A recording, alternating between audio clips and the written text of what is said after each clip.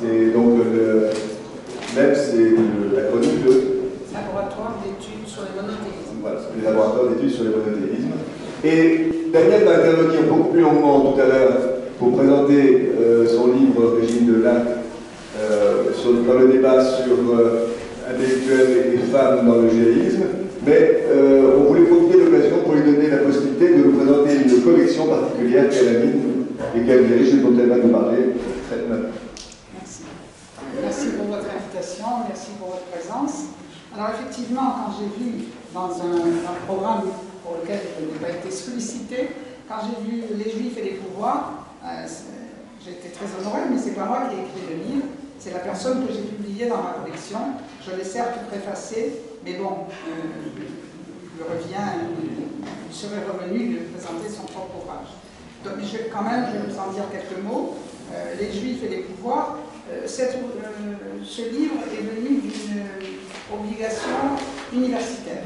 Pour la première fois en 2018, au concours de l'agrégation en histoire, les concours internes, fut au programme le thème suivant, les pouvoirs et les minorités juives dans l'Occident médiéval.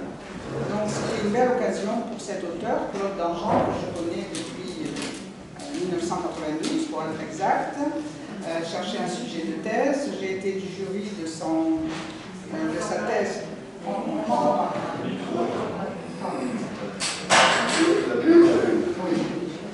C'est mieux. Je suis du jury de sa thèse de régime, de son habilitation à diriger des recherches, donc je la connaissais depuis longtemps. Et quand elle m'a proposé ce sujet, je l'ai agréé et on s'en est bien trouvés toutes les deux, puisque en 2021, elle a eu, donc cette année, le prix Diane Potier-Boès de l'Académie française. C'est une reconnaissance du fait juif dans l'histoire, parce que si l'on se réfère à un ouvrage récent qui a été coordonné par Paul Salmona d'Image, du musée d'art et d'histoire du judaïsme, le judaïsme serait, il n'a pas tort, occulté, ou non pas ignoré, mais n'aurait pas sa place dans les manuels scolaires et dans le cursus universitaire.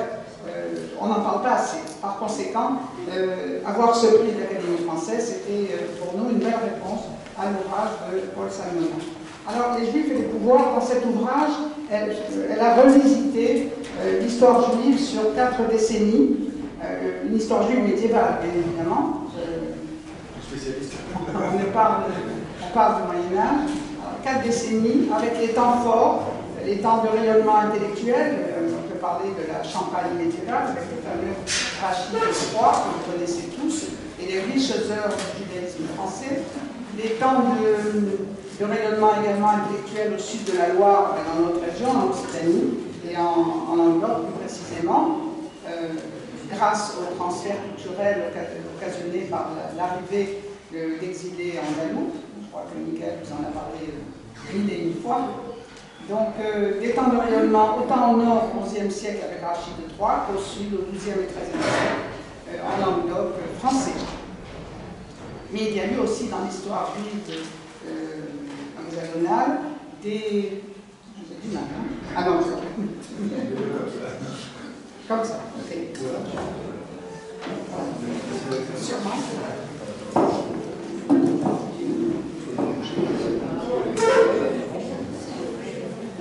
Voilà, peut-être que c'est mieux, en effet. Donc, les temps de rayonnement, il y a eu également des temps de crispation. Ça a commencé très tôt avec les croisades de 1096, suivi des légendes accusatrices. On pense au meurtre rituel de 1171 à Blois, avec 38 juifs périssant dans un bûcher. Et ça a donné l'occasion d'ailleurs de jeûnes commémoratifs qui ont été suivis jusqu'en Europe de l'Est à l'époque moderne. C'est dire l'impact de ce moment fatidique. Donc des temps de crispation, le meurtre rituel, mais aussi bien les accusations de profanation d'hostie, les juifs semeurs de peste comme associés aux lépreux, la croisade des Albigeois, autant de périodes négatives qui ont ponctué ce XIIe siècle. Et évidemment, on pense aussi au Concile de la 34, 1215, qui a véritablement érigé un appareil de marginalisation et d'ostracisme aigu, avec la non-mixité dans tous les domaines, dans le vêtement avec le port de signes distinctifs, dans l'habitat avec le compartimentage imposé de l'habitat, avec l'exigence de non-recours aux médecins juifs, aux nourrices chrétiennes, enfin un séparatisme à tous les niveaux, le concile de la 30 1215. Suivi, et ça vous le savez aussi, par la dispute de Paris 1240, sous Louis IX, dit Saint-Louis, qui s'est clôturé avec la crémation du Talmud, le brûlement du Talmud, c'est-à-dire qu'on anéantissait toute la culture juive française d'Europe du Nord. Dispute de 1240, on pourra poser des questions si on a le temps. La dispute de Barcelone, 1263, et d'ailleurs, à chaque fois, ces disputationnes se faisaient à l'instigation de juifs convertis au christianisme. Pour la dispute de Paris, ce fut Nicolas Donin de La Rochelle, et pour Barcelone, ce fut un Montpellierin, dont on ne connaît pas l'identité juive, mais la nouvelle identité chrétienne, Paulus Christiani, Paul Chrétien, 1263, et il fut à l'origine de cette dispute qui a eu lieu à Barcelone, et il avait eu comme adversaire en dialectique, naturellement, en défense du judaïsme, le fameux Narmanide de Jérôme. Mais il y a eu également une troisième dispute, celle de Tortosa, 1414-1415, et dramatique parce qu'elle a été l'occasion de conversion en chaîne, et cela portait en germe l'expulsion qui surviendra à la fin de ce siècle, en 1492 pour les Juifs d'Espagne. Donc, des temps de crispation qui ont perduré et qui ont annoncé des temps d'exclusion avec le temps des expulsions. Les expulsions, ça a commencé très tôt, en 1182 avec l'expulsion prônée par Philippe Auguste. Il y a eu aussi l'expulsion des Juifs d'Angleterre en 1290, et puis la terrible expulsion de 1306 par Philippe le Bel. Alors Philippe le Bel a fait très fort en son temps. D'abord, il n'y a pas eu d'éthique d'expulsion, on n'a pas trace des traces écrites de cette expulsion, et du jour au lendemain, toute la communauté juive française, et donc languedocienne aussi, montpelliéraine, a été emprisonnée, enfermée arbitrairement, de façon à ce que leurs biens, leurs créances ne leur échappent pas. C'était le prélude à l'expulsion. Et peu de temps après l'expulsion est survenue, assortie d'une véritable spoliation, sans doute la première spoliation sévissant dans l'Hexagone, 1306.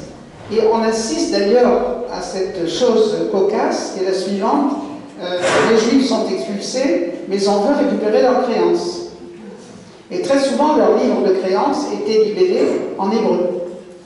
Et pour les officiers royaux, comment appréhender le contenu de ces livres de créances en hébreu. Et la chose paradoxale était la suivante: on a fait revenir des Juifs afin qu'ils lisent leur propre livre de créances, afin qu'elles puissent être récupérées par le pouvoir. Donc, il y a eu des choses assez étonnantes.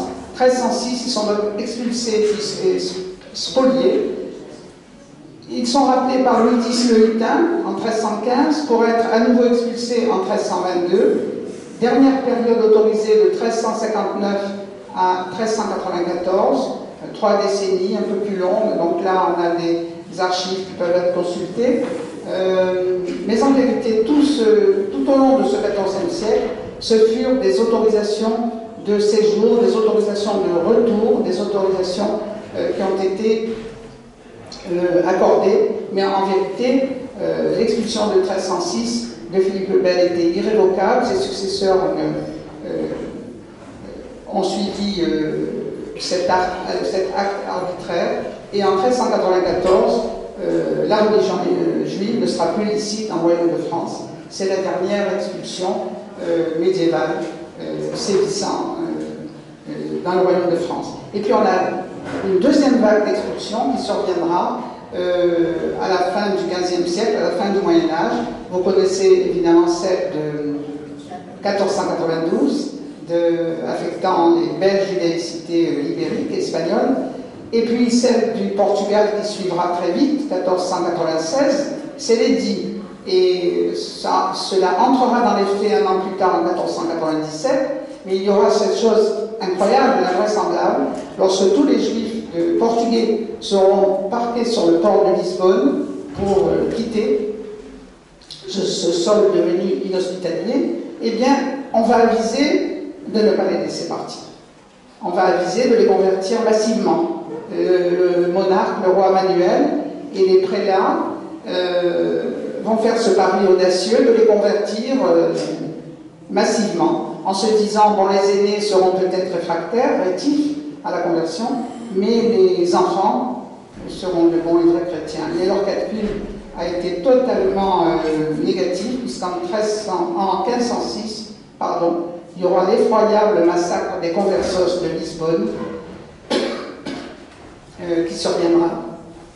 Et là, le roi Manuel dira, j'ai mal évalué la chose, j'ouvre grand les portes de mon royaume, ceux qui veulent rester vraiment des vrais chrétiens qu'ils restent, mais ceux qui ne se sentent pas l'âme chrétienne, eh bien, ils peuvent partir, et c'est comme ça que ces juifs, enfin, ces convertis portugais arriveront dans nos régions françaises. Mais l'expulsion de terre ibérique sera suivie par l'expulsion des terres aragonaises, c'est-à-dire Sicile, Sardaigne, Roussillon, Cerdagne, et puis à la fin, l'expulsion du comté de Provence, devenu français en 1481, 1500-1501, ils sont expulsés du comté de Provence. Là, c'est un dossier que je connais bien. Et la moitié du judaïsme provençal optera pour la conversion. J'ai 1 millier de gens qui se convertissent, donc je connais les anciennes identités juives, les nouvelles identités chrétiennes. Juste pour vous donner un avant-goût, un José de Lunel a été dirigeant communautaire du groupe juif Aixois. Il deviendra le nouveau chrétien Guillaume de Roquebrune et ses fils Amédée et Michael de Roquebrune. Et c'est ainsi que nous aurons des D'Entrecasteaux, des Sabrans, des Grimaldi, des Honorés, des Estiennes, enfin toute une onomastique flamboyante qui ressemble plus à des noms tirés d'un arbre royal de la noblesse provençale que de juifs issus des quartiers juifs. Bon, en tout cas, on a bien compris qu'il y avait une somme historique dans ce livre extraordinaire, très très riche. Un petit mot peut-être rapide sur la collection de la Nouvelle Gallia Judaica. Alors, cette collection de la Nouvelle Gallia Judaica, dont j'ai la responsabilité aux éditions. Quoi? Plus bas? Plus haut? Cette collection dont j'ai la responsabilité aux éditions du Cerf se propose de publier des travaux relatifs aux juifs médiévaux, bien sûr, mais aussi de répondre aux vœux du fondateur de la première équipe CNRS, Bernard Blumenkrantz, qui a été un pionnier en la matière pour l'histoire juive médiévale, qui n'était pas français, il venait d'ailleurs, un ailleurs brillant, il venait de Vienne, et il a voulu répondre à l'ouvrage d'un autre chercheur, pas français là encore, venu de Hongrie, Henry Gross, qui a écrit en 1897 la fameuse Gallia Judaica. C'est un ouvrage classique et tous les chercheurs travaillant sur le judaïsme, s'ils veulent savoir si à Guérande il y a une rue des Juifs, si à Clermont-Ferrand il y a des rues des Juifs, si dans n'importe quelle ville de la Gallia, de la France médiévale il y a eu des Juifs, on se reportait à l'ouvrage d'Henry Gross, mais qui a été, je ne sais pas pourquoi je dis mais, qui a été élaboré à partir des sources rabbiniques. Et Bernard Blumenkrantz a voulu faire une Gallia Judaica amplissima, c'est-à-dire la réaliser à partir d'autres sources que celles rabbiniques, des sources extérieures aux communautés, c'est-à-dire latines, vernaculaires, romanes, espagnols, portugais, italiens, occitan. Et c'était démesuré comme ambition. Il en avait conscience, il disait un trop large chantier pour si peu de bras. Et c'est ainsi que ses successeurs, Gérard Naon, que vous avez connu, Gilbert Naon, ont avisé de faire des dictionnaires à l'échelle régionale, des dictionnaires régionaux de géographie historique. Et j'ai entrepris de prolonger ce vœu pieux de Bernard Blumenkrantz. On a sorti en 2015 le dictionnaire de présence juive en Alsace et Lorraine médiévale par Simon Chartrous et Jean-Luc Frey. Va sortir fin décembre, au début janvier, le dictionnaire sur la présence juive en Bas-Languedoc, que nous avons élaboré Michael et moi, avec la participation d'un archiviste, Pierre-Jean Bernard, préfacé par Daniel Lepévêque. Le premier dictionnaire était sorti en 2010 sur la Provincia Ibérica, et donc c'est un ample travail. Claude Dangean va s'atteler à celui sur la présence juive en Roussillon-Cerdagne. Celui sur le Massif central est en train d'être élaboré sur le comptable dessin. Donc, une ample entreprise, un gros travail. Un gros travail. On remercie beaucoup Daniel Yankou de cette présentation. On la retrouvera tout à l'heure dans le débat. Qu'est-ce qui se passe? De l'eau. Merci. Pardon. Et nous allons donner la parole maintenant à Corinne Berger-Barbosa, qui a écrit un livre extrêmement émouvant qui s'appelle En déplacement. Corinne Berger est issue d'une famille hongroise. Est-ce qu'on entend, oui? Oui, il peut le rapprocher un petit peu. Oui, il peut, il a le pied qui bouge. C'est très gênant, c'est Bah, très présent. On va essayer d'oublier. Est-ce que vous m'entendez? Non, pas du tout. Et quand je parle comme ça, Non, ça c'est pas possible. Donnez-lui le vôtre. Non, mais il ne faut pas se tenir. Il ne faut pas se tenir. je vais t'obliger. Voilà, donc ça va. Si vous êtes en face. Oui, mais moi, quand je parle, parfois je bouge. On va voir. Et là, c'est nous. Là, c'est nous comme ça. Oui. Est-ce que je vais réussir à vous parler? Vous m'entendez? Ici, il est allumé, mais il faut qu'elle parle à 1 centimètre, pas à 3. C'est ça le problème. Voilà, là, oui. Alors là, oui. Voilà. Oui, super. Voilà. Voilà, il faut juste. Voilà, on va y arriver. Il ne faut pas que je bouge. Mais je vous laisse la parole directement, comme ça vous vous présentez et vous présentez le livre, sachant qu'effectivement c'est une histoire familiale qui retrace un siècle entier. On est passé du Moyen-Âge au XXe siècle, 2 siècles. 2 siècles. Alors on dit 2. Et des poussières. Alors vous disiez tout à l'heure qu'effectivement j'ai profité d'arrêter les activités professionnelles, d'historienne professionnelle, pour me lancer dans cette écriture. Et effectivement, je me suis éloignée, je peux même pas dire que je suis éloignée, je suis passée dans un registre totalement différent, puisque j'étais rapidement historienne spécialisée de ce que le numérique fait à l'histoire de l'art et au musée. Bref. Donc, pardon? C'est pas technique. On en reparlera une autre fois. Bref. Et donc, je me suis dit, je suis libre et il est une certaine heure dans ma vie.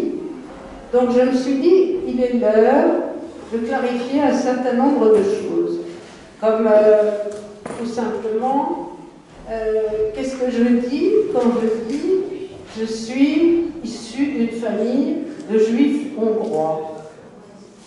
Il était temps de savoir ce que je dis et surtout de comprendre que je ne savais pas de quoi je parlais du tout.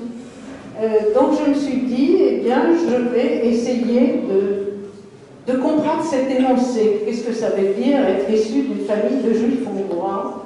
Et je suis partie à la quête de l'histoire de toutes les branches de ma famille, puisqu'il se trouve que toutes sont arrivées, sans se connaître, bien sûr, en 1923 en France, et une autre partie de la famille est restée en Hongrie.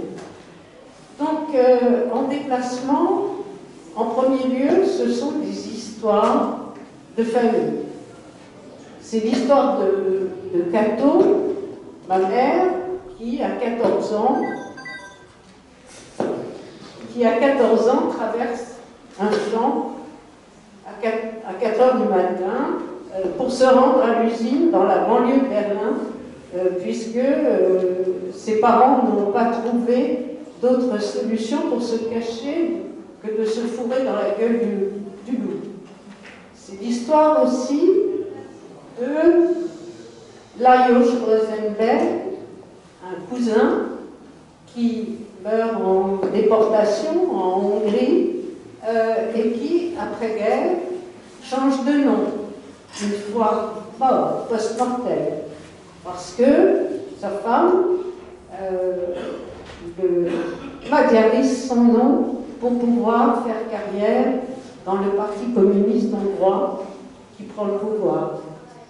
C'est l'histoire de Markus Epstein qui, aux alentours de 1840, quitte son bourg de Galicie pour venir en Transylvanie et pour adhérer, selon toute vraisemblance, au courant juif réformé très puissant en Hongrie, qui s'appelle d'ailleurs le courant libéral néologue. C'est l'histoire de Ferry, Marcus étant le grand-père de mon grand-père. C'est l'histoire de mon grand-père, Ferry, qui déserte de l'armée austro-hongroise en 1916 et s'engage en 1940 comme étranger volontaire en France. Bref, ce sont un certain nombre d'histoires. Je vous fais grâce, j'espère que vous les lirez. Mais c'est un livre aussi qui est un livre réversible, on peut dire. C'est-à-dire, il se lit aussi par une autre entrée. À force de vouloir essayer de reconstituer toutes ces vies proches même, ou ces vies très éloignées de moi, dont personne souvent n'avait entendu parler dans notre famille, bien évidemment, j'ai sollicité le contexte historique, sociologique, en fonction des lieux, des endroits où les gens vivaient. Et donc, peu à peu, c'est l'histoire des Juifs hongrois que j'ai écrit depuis le début du XIXe siècle jusqu'à nos jours. Et bien sûr, une partie concerne la partie immigrée en France. Mais le plus important, c'est quand même cette histoire de Juifs de Hongrie. Et l'histoire des Juifs de Hongrie, ici, en France, je veux dire, on n'en sait pas grand-chose. On n'en sait pas grand-chose. Pourquoi? Parce qu'elle ne fait pas partie, elle n'est pas intégrée dans les représentations des Juifs d'avant. La représentation dominante, en tout cas pour ce qui est des Juifs ashkénazes, la représentation dominante des Juifs d'avant, je veux dire des Juifs d'avant la catastrophe, c'est une culture, c'est une langue, c'est le Yiddishland, c'est la Yiddishkeit, comme on dit aussi. Et les Hongrois n'en font pas partie. Donc on ne les identifie pas. Très peu d'entre eux, effectivement, sur une population très importante, puisque à la veille de la Première Guerre mondiale, ils sont quand même 900 000, plus de 900 000. Eh bien, l'essentiel de ces Juifs viennent bien évidemment d'ailleurs. Ils sont immigrés au XVIIIe siècle et surtout au XIXe siècle. Ils proviennent de Galicie, de Bohême-Moravie, Haute-Silésie, d'Autriche même aussi. Et très vite, ils abandonnent, très vite, ils sont pris dans le creuset hongrois. C'est-à-dire qu'ils abandonnent la langue, la culture, et ils s'identifient au destin hongrois. Ils se magyarisent, ils n'ont pas de culture propre. Ils ne veulent pas garder de culture propre, pour la plupart d'entre eux. Une partie d'entre eux reste conserve des pratiques religieuses, bien évidemment. Mais on a toute la gamme des rapports d'éloignement, enfin concentriques ou centripètes, vis-à-vis de la pratique du judaïsme. Mais même chez les orthodoxes, le culte, le plus souvent, en grande partie, est célébré en langue hongroise. Donc, ces juifs hongrois, qu'est-ce qui leur est arrivé de particulier? Donc, ils abandonnent finalement la culture de référence. Eh bien, ils ont bénéficié en Hongrie d'une espèce de contrat implicite, puisque une partie de l'aristocratie libérale a soutenu l'émancipation des Hongrois, parce que des Juifs, excusez-moi, parce que la minorité juive, très vite, a été perçue et a donné des preuves très vite, dès qu'elle l'a pu, même avant l'émancipation, de mettre ses qualités, ses compétences au service de ce qui était espéré dans ce pays féodal, archaïque, c'est-à-dire de se moderniser, de se développer. Ils étaient missionnés, si l'on peut dire, je synthétise, pour moderniser le pays, pour finalement le faire entrer, ce pays archaïque, féodal, le faire entrer dans la modernité de l'Europe occidentale. C'est très synthétique, je ne développe pas. Vous trouverez des tas d'éléments dans le livre, bien évidemment. Donc, il y a une assimilation, et c'est finalement le fil de l'assimilation qui va organiser au fur et à mesure de mes découvertes et de mes recherches, c'est le fil de cette assimilation et de tous les visages qu'elle peut prendre qui construit le livre.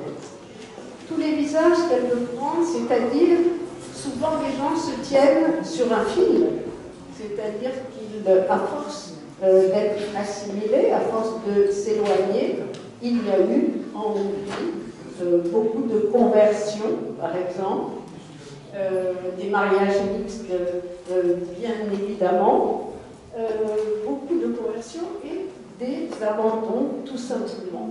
Il faut dire qu'il y a eu des périodes avec une pression extérieure, donc un grand paradoxe, c'est-à-dire des périodes importantes où l'intégration sociale a fonctionné formidablement. Il y a même eu, jusqu'à la fin du XIXe siècle, jusqu'à 300 environ juifs hongrois qui ont été anoblis, sans que tous aient besoin même de magyariser leur nom. Donc ça donne peut-être un peu un indice de cette puissante dynamique intégratrice. Voilà. Donc ce livre parle de l'assimilation. Ce livre est un livre de questions, puisque je mène mes propres questions. Elles étaient là au départ, et tout au long du livre, bien évidemment, je les rends présentes. Je les rends présentes pour le lecteur. Vous me dites si je déborde. On est là. On y est.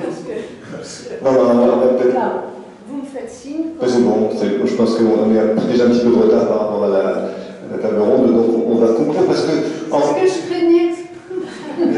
Alors dites-moi, il me reste 3 minutes et je clôt. 30 secondes. 30 secondes. Comme vous y allez. Bon, alors, pour conclure, je dirais que ce livre, d'une certaine façon, propose une façon d'écrire l'histoire parce que la subjectivité de l'écrivain est fortement engagée. Elle l'est bien évidemment quand il s'agit d'écrire la biographie des familles, mais plus encore quand ce livre est écrit et que l'histoire que je découvre entre fortement en résonance avec ce qui finalement était ma question de départ, c'est-à-dire ma question était, et je ne sais pas s'il y a des réponses, s'il y a des questions dans le livre, ma question était quel genre de juifs sommes-nous, nous qui sommes assimilés, nous n'avons pas de culture propre, nous ne sommes pas religieux, dans ma famille on est plutôt décidément résolument athées, mais nous sommes résolument juifs aussi. Donc voilà. Merci beaucoup, Nabout.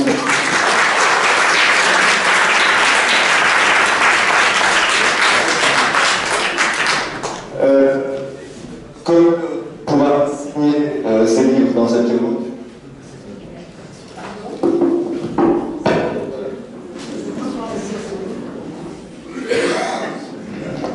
Ira mieux, voilà, vous m'entendez?